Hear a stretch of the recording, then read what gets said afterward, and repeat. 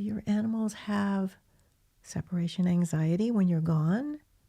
I want you to think about this. So when you say goodbye, don't make a big fuss.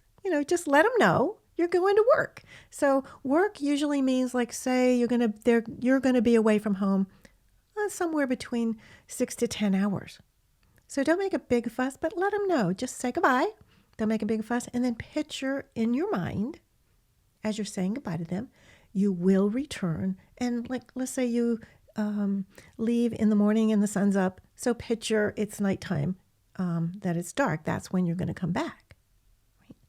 So don't make a big fuss. You just say goodbye. Let them know that you're going to work, you're going to be back, and this is what it's going to look like when you're back.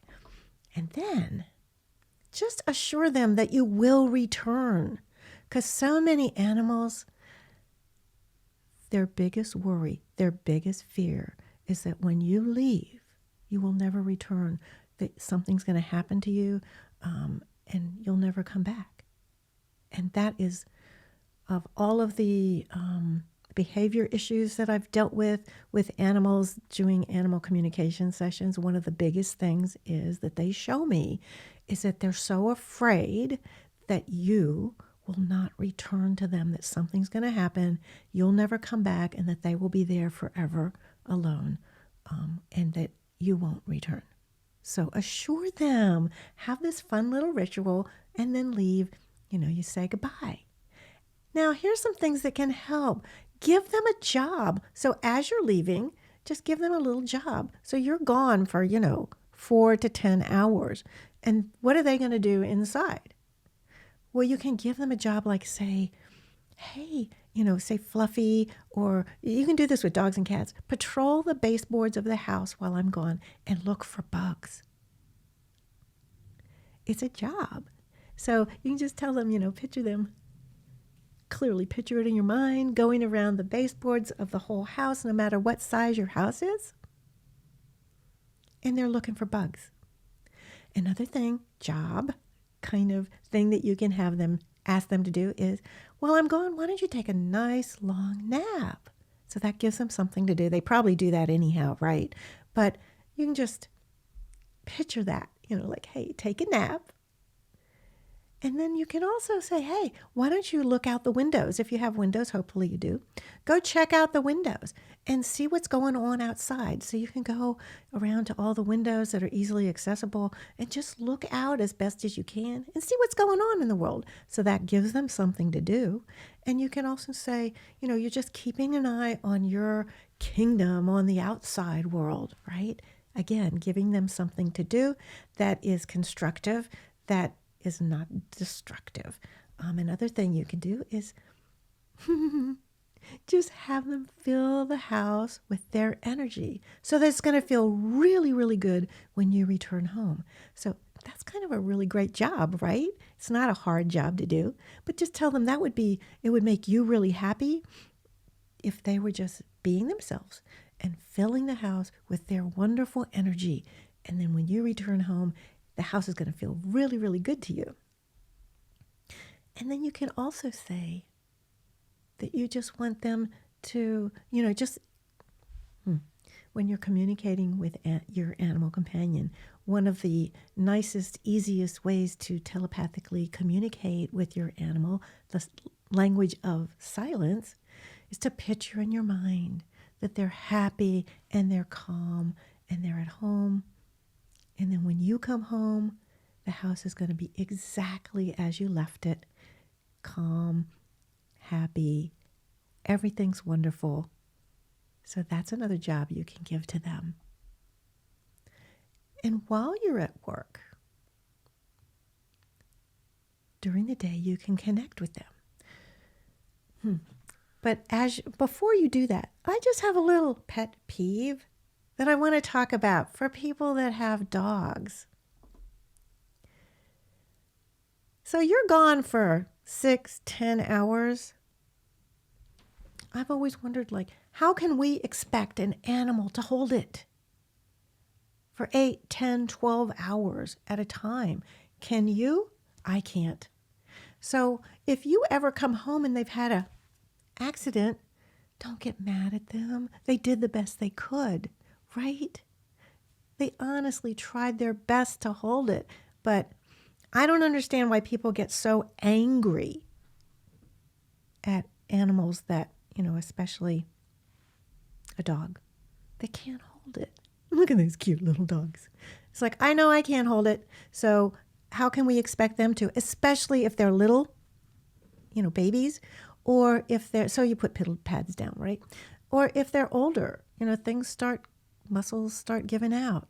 So just be a little gentle with them and come up with, something that works for you or works for them.